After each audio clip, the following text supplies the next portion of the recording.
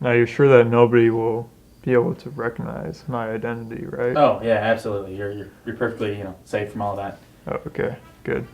Working with Tim, it was horrible. He had to have his stuffed doggy and blanket on the set every day. It was embarrassing. I've never seen a man who thought he was better than everyone on the set. In the world. I think probably I would say. He was very much in control of everything, tried to boss everybody around. I would just have to say inconsistent, really. He had no game when it came to the ladies. Hey, I would say it's fair to say he had a large ego. I never thought we could get him. I didn't think we had it in the budget to pay for him. Because, he's worked on such big movies before. There'd be days where, he's about knocking you down, to get to the set. And there's other days, he's just, sitting in his trailer, doing whatever he does in there. I'm embarrassed to be related to him. That's why I moved out west. Our producers called his agents up and sent over the script, and apparently he read it, and he really liked it. Well, I didn't exactly read it. Some of my friends read it, and they told me it was pretty good. The script. When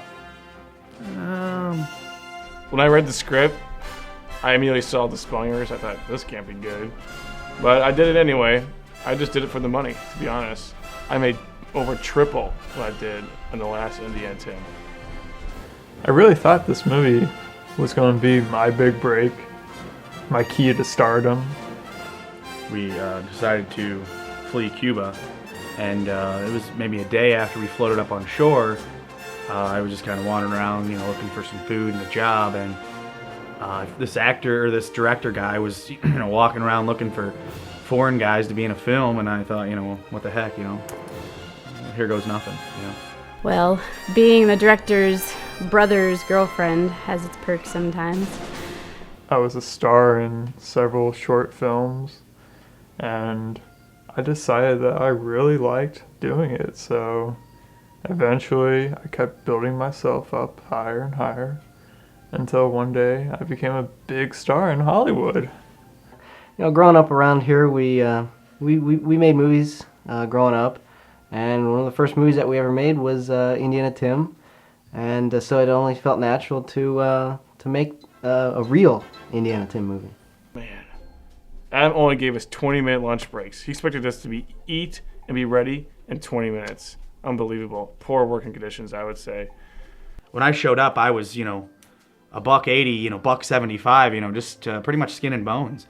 And they wanted me to be this, foreigner that was kind of out of shape, always got tired after running. And so I had to put on a good, 30, 40 pounds for this movie. And it's just terrible. Long hours, 20-minute lunch breaks. Like I said, we had to go all day without eating. When I did that roundhouse kick on Tim, I was like in pork chops. And Adam thought that by starving us, it made our acting ability better, especially during the fight scene. We had these lunches, and not only was the food terrible, but they only gave us, maybe 5 minutes at most. So I would just kind of make a big pile on my plate and just do all the mixed together. I don't even know what you'd call it. More of a stir fry or something. And I just mow it all in. I just scarf it all down, and I put on a significant amount of weight just during the making of the movie, really. And I tell you what, I haven't been able to take it off. I mean, it's been tremendously stressful actually after the movie. The best moment was when we got to go on lunch break. Something about not having to work, film, appeals to me. And the worst time during the film was when the 5-minute lunch break was over and we had to go back to work. Working with Adam was horrible. He was the worst director I think I've ever worked with on any project. I also hear that Adam's got HD and it's spreading. I swear that man thinks he knows everything about filming when he obviously doesn't. Yeah, he if I had to wrap him up, if I just talk about him and use one word, I would probably use incompetent. One more time, guys, and it would be 20 more times. The one area we went to, we got picked up by some park rangers, almost got arrested. Adam apparently didn't fill out the proper paperwork as usual. When you watch the film, be on the lookout for scripts lying in the background, shadows of him. Yeah, I really have really one thing to say about Dan. This cell phone is programmed to go off in 5 minutes.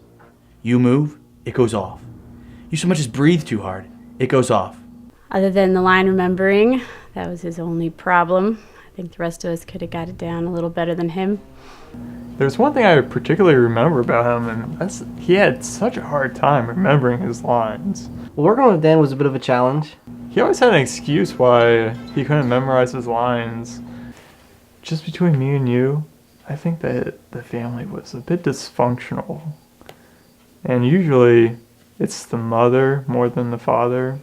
I would say the worst thing about making this film was we woke up at just a ridiculous hour. You know, I mean, the sun wasn't even up. You know, I could just barely get out of bed, and it was so early in the morning. I never had time to take a shower, brush my teeth, you know, apply any deodorant, and I just thought that was a little excessive.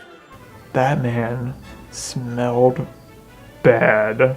Dan came up to me one time and he pulled me aside and he said, you know, Adam, we gotta do something about this Reed guy. He really stinks. And I told Dan, I said, Dan, you know, he's new at this. He just came from Cuba. He's not gonna be, you know, the best of actors right away. And he said, no, you don't understand. He stinks. And I said, what do you mean? Have you ever been next to the guy? He really smells. I don't think he's taken a shower since he's gotten here. Working with Reed was probably the worst experience because he had the worst hygiene, smelled horrible. Just take him swimming or something. And you know, the guys before I would show up on set, they would always go swimming or something with them and you know, and had a good time. I don't know what they did out there.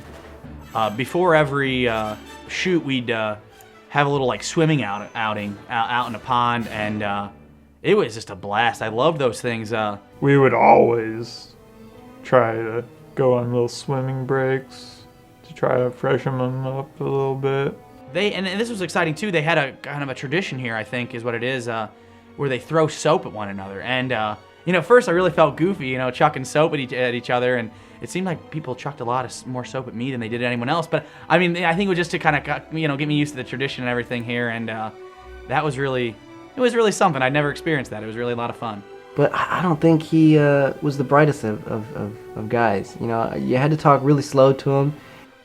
Every time he would go to give me, you know, stage directions or tell me how I should say this line, he would look at me and kind of get in real close and go, like, talk real slow and be like, Otto, you know, move this way. I don't think he understood English that well. And I like he thought I was retarded or foreign or you know, like, whatever. I really didn't appreciate that, really. Just like he was talking down to me all the time.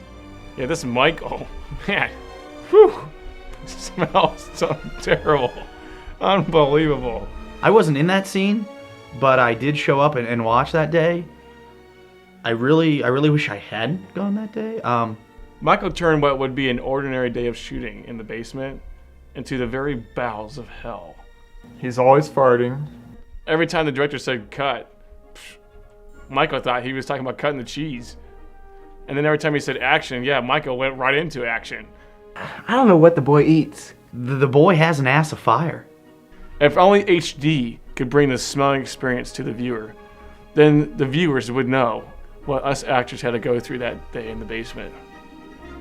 His dad was hitting on all the women in the cast. And Had an interesting time with his father. he wore this Harley Davidson outfit, and when we inquired about his bike that he rode, it turned out to be a scooter. Award? I think it's got a shot, amazingly. Probably not. But the lead actress, I think she should get an award. I think it has a chance. I really do. If it does, those people who rate movies are stupid. You got a serious question for me you'd like to ask? Or, I mean, come on. An award. Oh. So yes, I do believe some Academy Awards are, you know, to be deserving of this film. if it makes it into the Walmart $5 bin, that'll be a surprise. Oh, that's great. If this thing if it would get on YouTube, miraculously get on YouTube, I would feel a sense of achievement. Really, that's about all I got to say about that.